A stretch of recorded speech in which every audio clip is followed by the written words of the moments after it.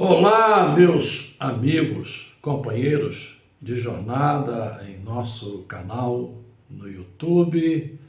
Estamos mais uma vez com a transmissão da lição deste domingo com os nossos subsídios para ajudar os professores na exposição da aula em milhares de classes de Assembleias de Deus em todo o Brasil e outras igrejas de outras denominações que empregam o material editado pela CPAD.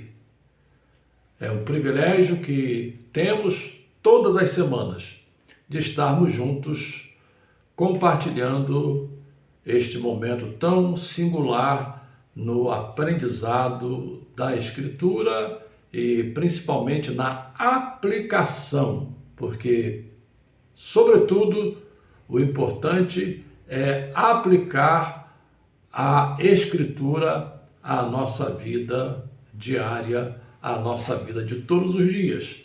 E, como sempre, gostaria de fazer aquele lembrete tradicional, principalmente os novos, os que estão chegando agora, e aqueles que já vieram outras vezes, mas por alguma razão não o fizeram. Inscrevam-se em nosso canal, ativem o sininho para receber as notificações todas as vezes que um vídeo for disponibilizado. Temos aí, além da transmissão semanal, 3 séries, como por exemplo, livros que recomendo, evidências que respaldam a Bíblia e história da igreja, e brevemente, eu já venho anunciando aqui algumas vezes, estaremos iniciando uma série voltada apenas para os adolescentes, pela importância que esse segmento tem na vida da igreja. E também os nossos shorts, aqueles pequenos vídeos de 1 minuto, onde eu respondo às perguntas que me chegam, e convém lembrar que temos aí perguntas novas respondidas já neste período, e são vídeos novos para você também assistir. E também uma outra lembrança que não custa repetir: comentem, curtam, e com esses procedimentos você ajuda a aumentar o tráfego tanto deste vídeo quanto de outros vídeos nesta plataforma, na plataforma do YouTube. Então não deixe de curtir, comente, dê lá a sua opinião, mesmo que ela seja discordante. Nós estamos abertos a ouvir a sua opinião, a favor ou contra, porque esse é um direito que todos temos, todos desfrutamos. Dito isto, com essas preliminares, vamos já entrar na lição de hoje, a lição de número 9, resistindo à tentação no caminho. Eu gosto muito desta parte final do título, no caminho. Não é fora do caminho, não é alijado do caminho, não é através de atalhos, mas é no caminho.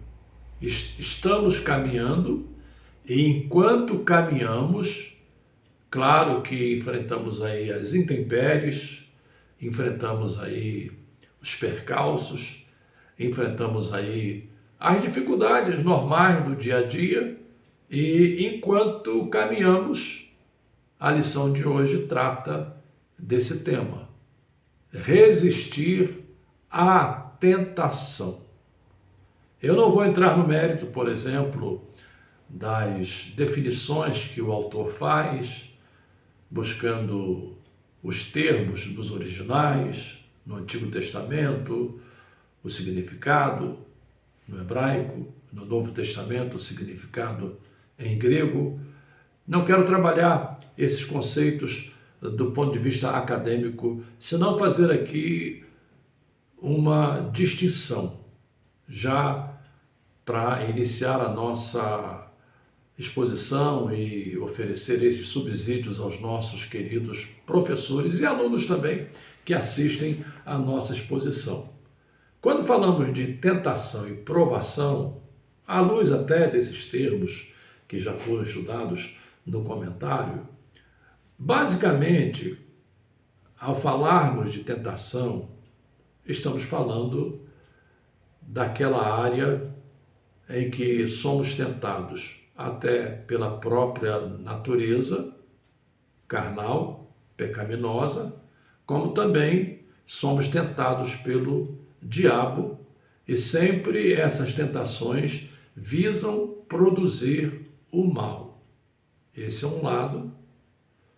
O outro lado é quando falamos de provação, embora os termos em hebraico e grego possam dar conotações muito parecidas, mas quando falamos de provação, nós estamos pensando naquele aspecto em que o próprio Deus permite passar por esses momentos difíceis na nossa jornada, como se fossem testes para provar a nossa fé, e nesse caso não é, digamos, uma tentação simplesmente para produzir o mal, mas é no sentido de produzir o bem. Então essas duas questões precisam ser bem definidas logo no início da nossa exposição, e é óbvio que eu vou daqui a pouco dar algumas explicações, aclarar esses pontos para que a gente possa ter eles bem definidos em nossa mente e em nossa exposição. Então essas duas questões já estão colocadas.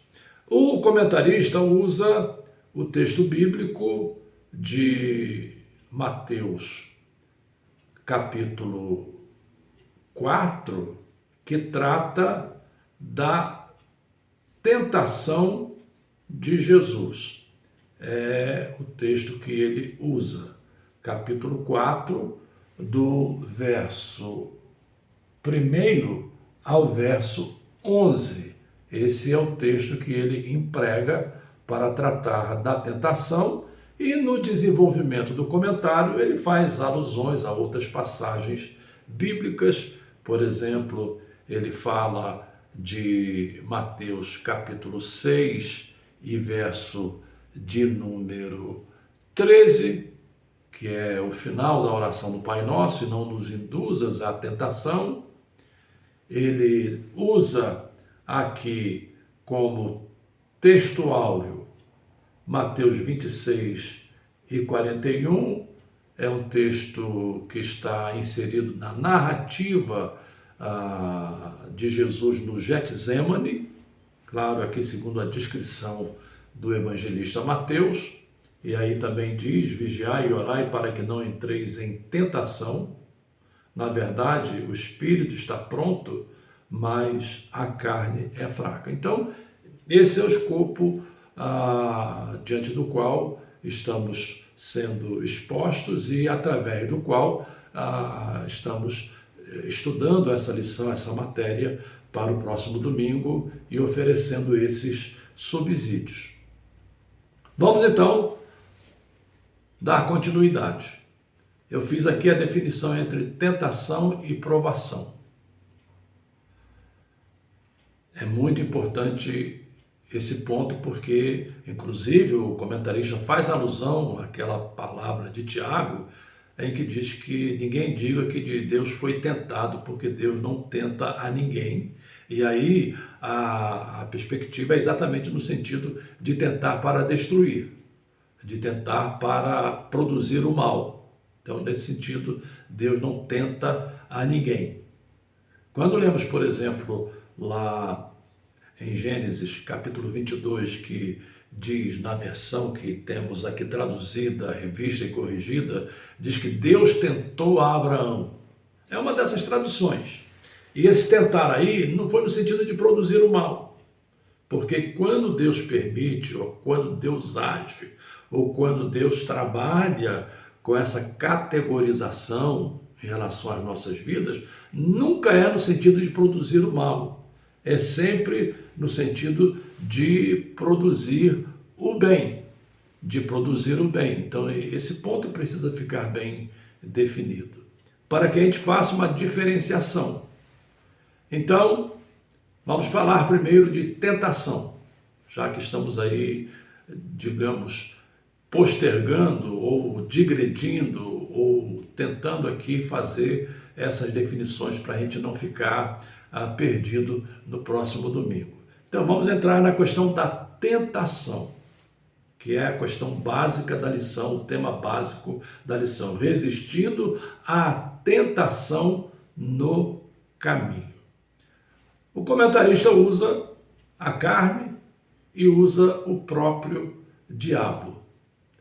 Eu vou usar aqui uma ilustração de um livro que trata também do tema. Eu não me lembro o autor e também não me lembro o título do livro.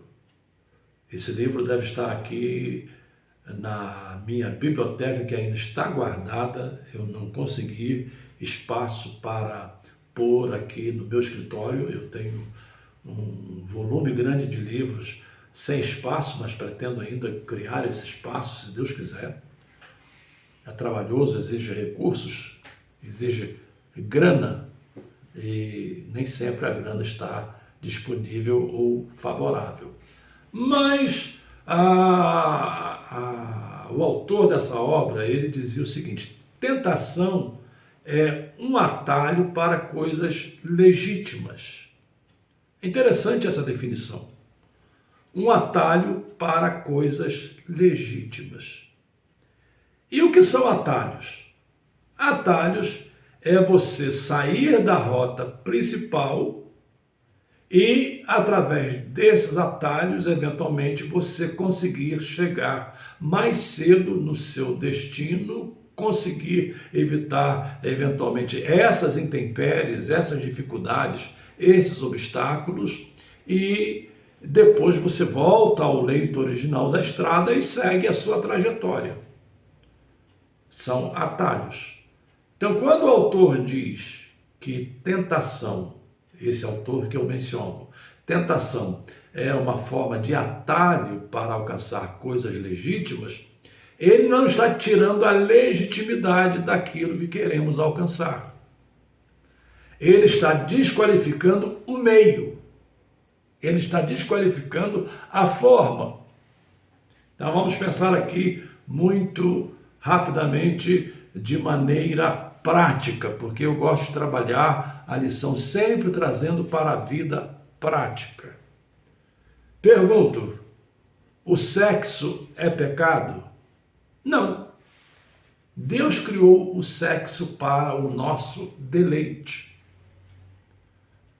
Não vou entrar no mérito aqui de dar uma aula sobre temas sexuais. É apenas uma alusão muito rápida. Deus criou o sexo para o nosso deleite. Então, o sexo é legítimo. Mas como se dá a legitimidade para a prática do sexo? A Bíblia responde: é através do casamento. Em Hebreus, aprendemos que o leito sem mácula é honrado por Deus. E o leito sem mácula é esse leito que se dá através do matrimônio. Então, o sexo é legítimo quando é feito pelo caminho certo, pelo caminho correto, e não pelo atalho de buscar o deleite do sexo fora do padrão que Deus estabeleceu. Esse é um exemplo. Vamos a outro exemplo. Dinheiro. Eu pergunto: dinheiro é pecado? Ter dinheiro é algo nocivo? É ilegítimo? Não. Ter dinheiro é legítimo. O problema com o dinheiro é a forma como nós ganhamos o nosso dinheiro. Se ele é ganho de forma legítima, sem problema algum. Agora, se ele é ganho de forma ilegítima, isso é atalho para algo legítimo, mas que foi conseguido de forma ilegítima. E o que poderia ser ilegítimo em relação ao dinheiro? Por exemplo, você guardar o troco que você recebeu a mais do supermercado.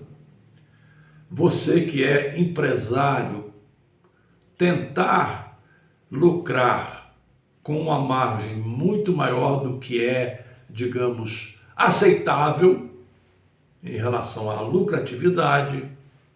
Você tentar ganhar de forma fácil, ludibriando as pessoas na venda de um produto, na hora de fazer um negócio.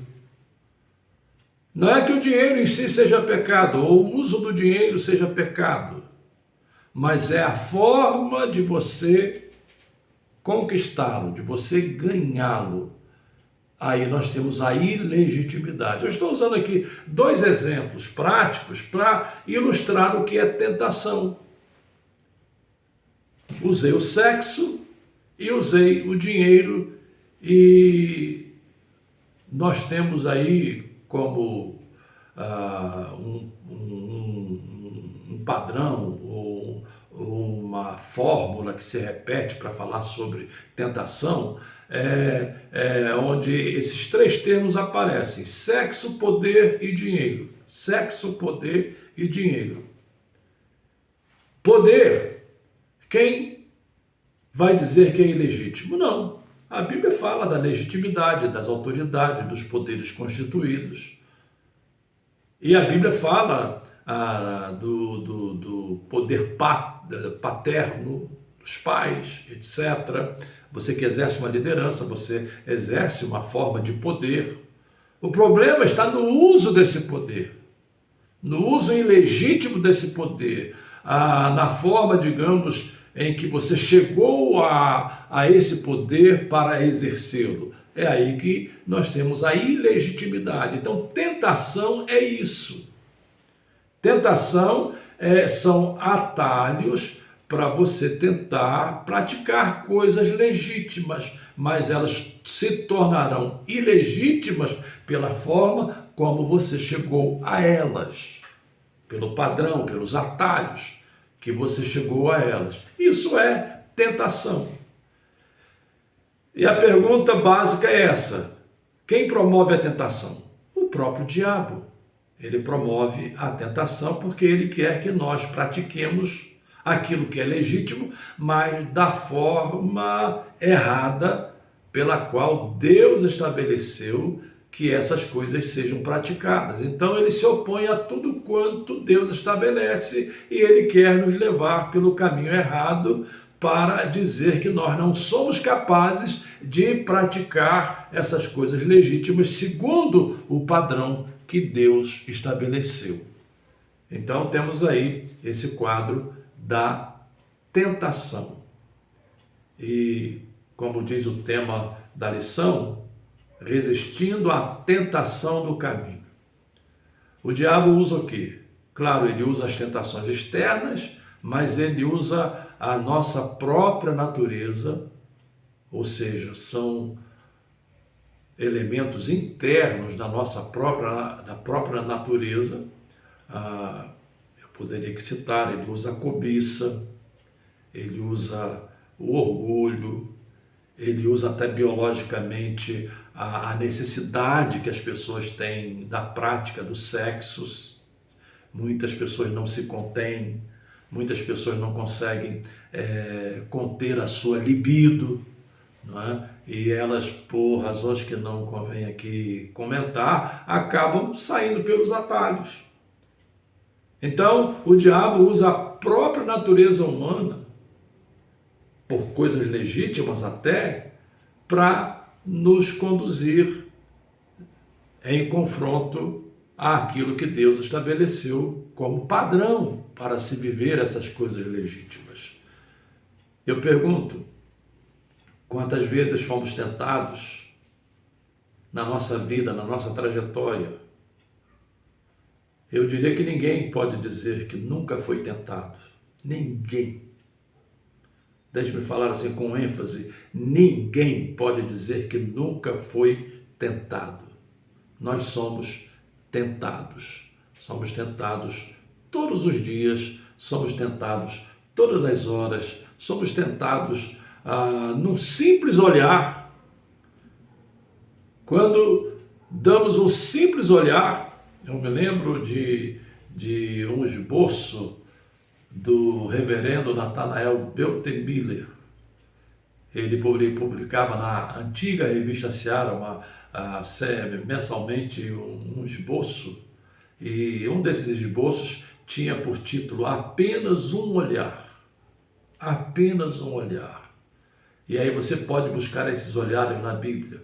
Você pode buscar o olhar de Eva para o fruto proibido. Você pode buscar o olhar de Davi para Batseba no seu banho diário. Você pode buscar o olhar pessoal. Quantas vezes você olhou? E aí eu prefiro, inclusive, usar aqui uma máxima que se diz que é de Billy Graham. Ele dizia que o primeiro olhar não é pecado, porque esse olhar é involuntário.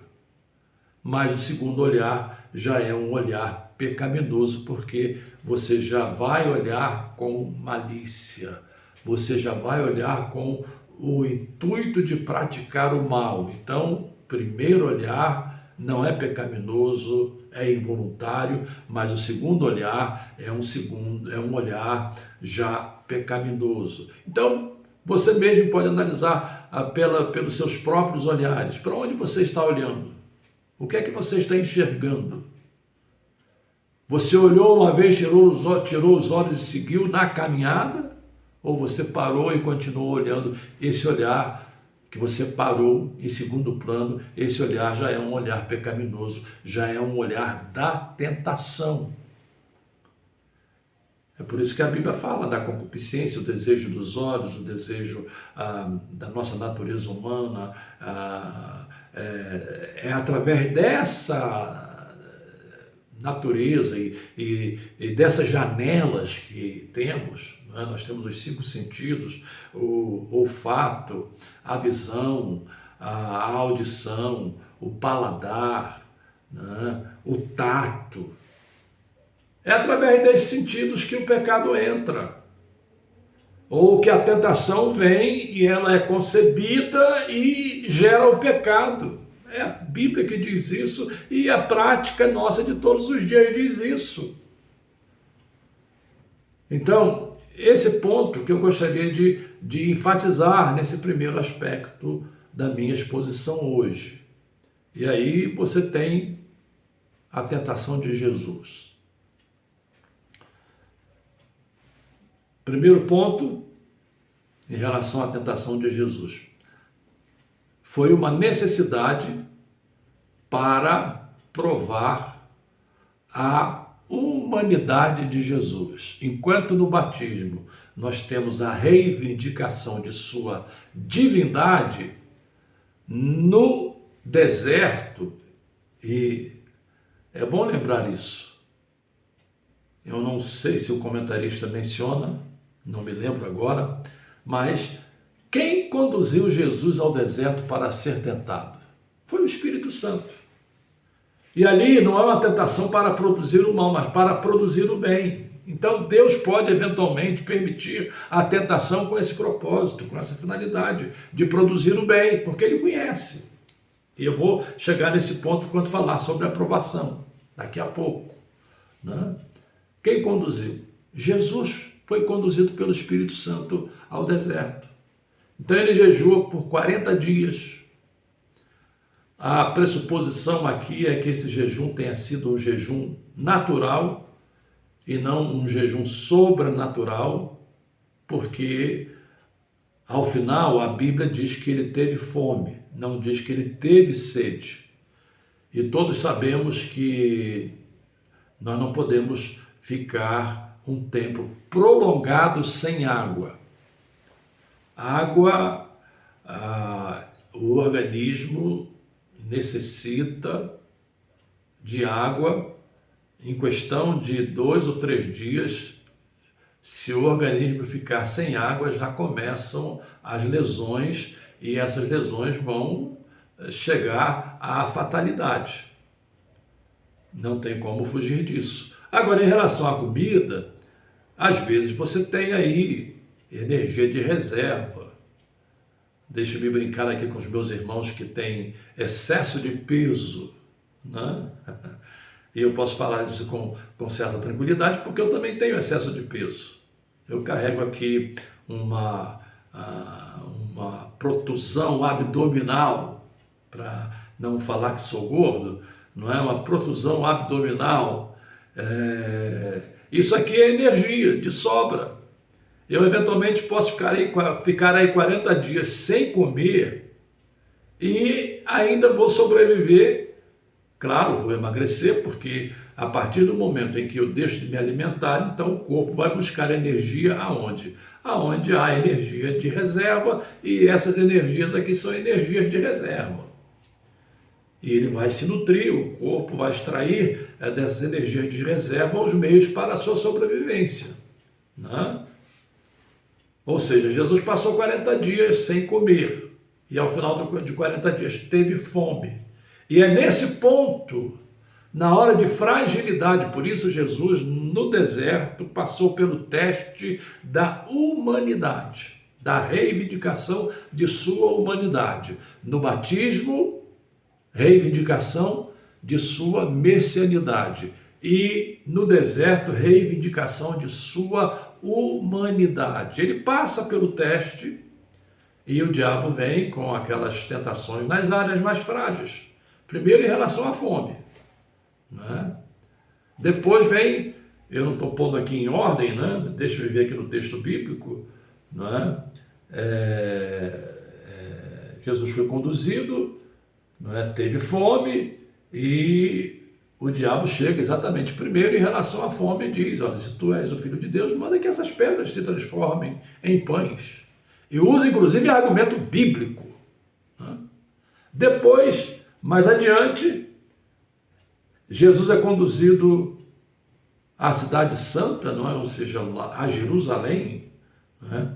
E Jesus é colocado no pináculo do templo com o diabo, e o diabo lhe diz: se tu és filho de Deus, lança-te daqui abaixo, porque está escrito: aos seus anjos dará ordens a teu respeito e tomar-te-ão nas mãos para que nunca tropeces em alguma pedra. E depois, mais adiante, foi uma visão, digamos, cósmica, né? Mais adiante diz assim no verso 8, novamente o transportou o diabo transportou a um monte muito alto e mostrou-lhe todos os reinos do mundo e a glória deles, ou seja, uma visão cósmica, e disse: tudo isto te darei se prostrado me adorado, em 3 áreas frágeis: fome, a segunda em relação ao poder, não é? Imagine Jesus se lançando do pináculo do templo e chegando lá embaixo, são e salvo, conduzido pelos anjos. Como é que Jesus seria recebido pelos seus compatriotas? Seria recebido como um herói. A terceira em relação aos reinos do mundo. Agora, como é que Jesus vence o diabo? Jesus vence o diabo pela palavra. Embora o diabo tenha usado argumentos bíblicos, mas Jesus, pelo uso da palavra de maneira correta, Jesus repreende e põe o diabo para correr e não pratica nada das intenções que o diabo tinha naquele momento, porque o diabo queria destruir, não Jesus simplesmente, queria destruir o propósito de Deus ao enviar Cristo para que ele, humanizado, tomasse o nosso lugar e sofresse em nosso lugar e cumprisse o propósito de redenção decidido pela Trindade Santa, é o que chamamos de economia trinitária, desde tempos imemoriais, desde tempos passados. Então Jesus vence pelo poder da palavra. Jesus não cumpre os desígnios que o diabo tinha para si, né? Mas ele faz uso da palavra para repreender os argumentos falsos baseados na Escritura, para tentar levá-lo digamos, a sair para o atalho. Não é? Fome era legítima? Claro. Poder era legítimo? Claro. Jesus era o Todo-Poderoso e é o Todo-Poderoso. Não é?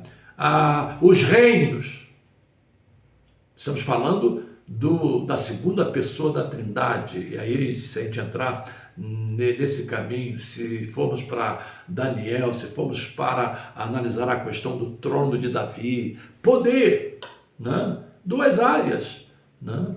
Tudo isto te darei, se prostrado me adorares. Então, essa é uma armadilha de Satanás, oferecer coisas atrativas, oferecer coisas legítimas, né? Coisas legítimas, e nós só vencemos pelo poder da palavra e por aquela recomendação de Tiago. Vale a pena repeti-la. Resistir ao diabo e ele fugirá de vós. Estou dando aqui um espaço de silêncio para ver se você percebe se existe alguma coisa errada nessa frase. Claro que essa frase, como eu a pronunciei, ela está errada. Né? Ela está errada. Por quê? Porque a frase tem um antecedente. A frase diz: achegai-vos a Deus, resisti ao diabo e ele fugirá de vós. Então temos uma primeira parte que não pode ser esquecida, porque é em Deus que nós nos abrigamos, é em Deus que nós nos escondemos. Salmo 91, a gente cita tanto, vamos trazê-lo para a prática. Aquele que habita no esconderijo do Altíssimo, à sombra do Onipotente descansará. Então vamos trazer para a prática. Achegai-vos a Deus, ou seja, escondei-vos em Deus, abrigai-vos em Deus, estejam debaixo da proteção de Deus. Aí sim, temos condições de resistir ao diabo com as suas tentações e, como eu disse, até trazendo coisas legítimas, coisas atraentes, mas que devem ser conquistadas por caminhos legítimos. Por caminhos legítimos. Então, eu vou agora passar para o segundo ponto muito rapidamente: provação. Provação. Porque é interessante vincular em relação à lição de hoje, porque eventualmente Deus pode usar uma tentação, e no caso de Jesus, eu não tenho dúvida nenhuma, nós temos aqui uma tentação que serviu de prova, e foi o próprio diabo que tentou Jesus. Prova de sua humanidade e de sua dependência do Espírito Santo e de sua dependência da palavra de Deus. Então, eventualmente, Deus pode usar. E aí você pergunta, temos o caso de Isaac, temos aí dois casos clássicos na Escritura, não é? Eu poderia citar vários outros, mas dois casos clássicos. O primeiro é o caso de Isaac, aliás, o caso de Abraão em relação a Isaac, né? Na tradução corrigida, não é? Aquela tradicional, que às vezes chamamos até de arcaica, diz: e tentou Deus, né? E tentou Deus, mas no sentido de teste, de prova. Temos o caso de Jó, não é? De Jó. Deus, inclusive, descreve Jó como homem reto, justo e íntegro, e temente a Deus. É a descrição que Deus faz de Jó. E Deus chama Jó como algo que seja sua propriedade, Viste lá na terra o meu servo Jó. Deus olha para Jó como algo que lhe pertence. É uma ideia de possessão, pronome possessivo, meu servo Jó. Por que Deus permite essa provação? Será que Deus precisa disso? Esse é o primeiro aspecto que eu quero ressaltar. Deus não precisa disso. Primeiro, porque Deus conhece a mim e conhece a você. Então Deus não precisa. Mas por que é que Deus permite? Deus permite exatamente, primeiro, para que você dependa dele, para que eu e você dependamos dele. Segundo, para mostrar a esse encapetado, que ele não tem poder algum de subverter a nossa fé, por mais provas, por mais tribulações, por mais tentações que ele venha trazer sobre a nossa vida, porque Deus conhece os nossos limites, a Bíblia diz que as provações não nos vêm além dos limites que nós não possamos suportar. Então, Deus usa as provações para mostrar a esse encapetado que, ainda assim, nós continuaremos a servir ao Senhor, a adorá-lo na beleza da sua santidade, como aqueles 3 jovens lá na fornalha de fogo ardente.